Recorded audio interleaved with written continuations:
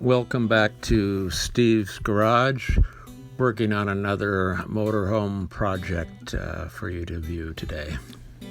So, as some of you may know, I like to do everything myself. Not necessarily to save money, but just for the experience and learning to do things.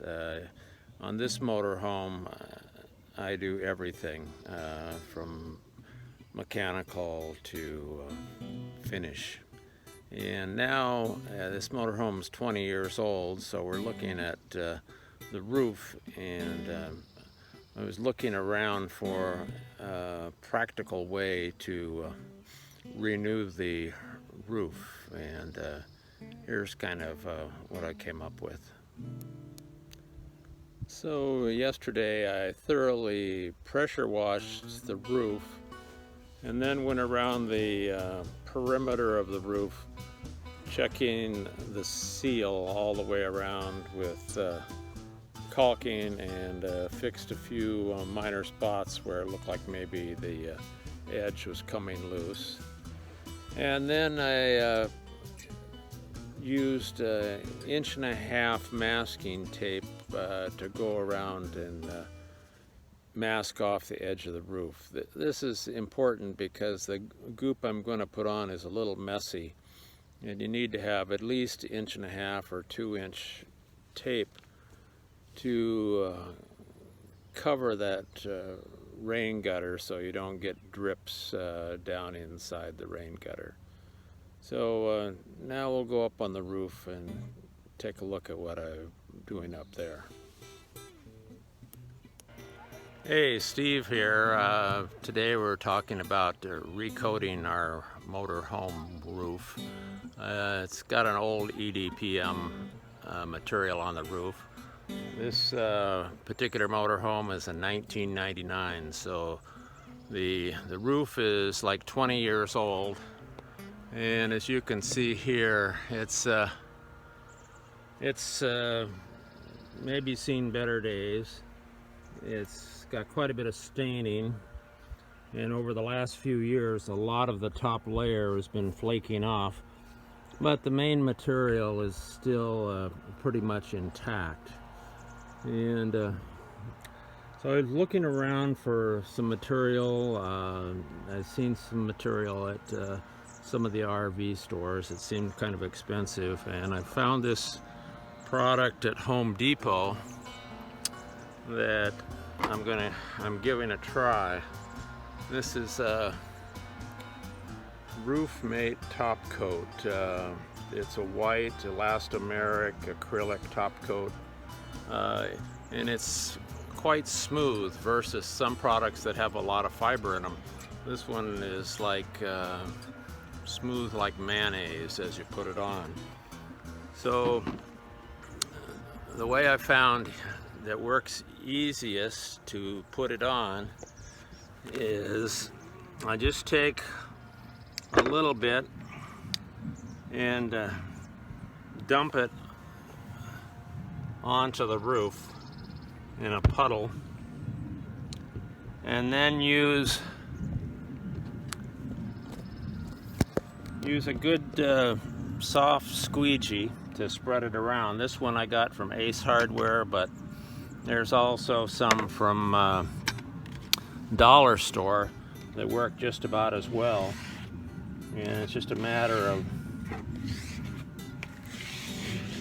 going back and forth in all of the big open areas. You can do this pretty well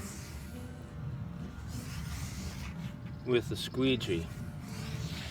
Now in the areas around vents and things like that, I'll go back and finish those up with a brush, but for right now we're just covering the big broad areas. You have to kind of pay particular attention to the edges. Get some material on your squeegee and just peel it up over the edge, and it comes out looking pretty nice. And nobody's gonna be up here inspecting it with a magnifying glass. But this might be a little bit lesser expensive way to repair your motorhome roof. This material is about $30 a gallon at Home Depot, and it's looking to me like it's going to take about 3 gallons, maybe 4 gallons to do this roof. But with 3 gallons, I probably can put a good 3 coats on. This is a 35-foot Class A motorhome. So we'll see how it holds up. I'll get back to you with a report on how it holds up long term. So as it turns out, I managed to put 3 coats on this 35-foot motorhome with 2 gallons of material. Now those are 3 fairly thin coats, because those coats are put on with a squeegee because I wanted the surface to remain smooth. You could put it on with a brush, or you could even spray it on if you had the right kind of sprayer. But for me, the 3 coats are looking pretty good. One thing I should tell you, when you're going to take the masking tape off the edges, there's a fairly thick amount of buildup on the masking tape, so be sure and use a razor knife to score that masking tape. Helps to have maybe a metal straight edge, so you get that edge looking nice and clean. But once you score it, the masking tape comes off pretty easy. It would, of course, be better to put maybe 1 or 2 more gallons on, but I've got at least 10 hours of labor invested in this with the pressure washing. And for me right now, it looks pretty good.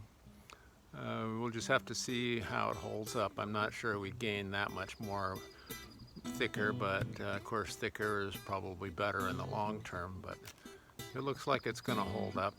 We'll see. I'm not endorsing this product, but it looks like a reasonable alternative to some of the more expensive products that are offered through the RV stores.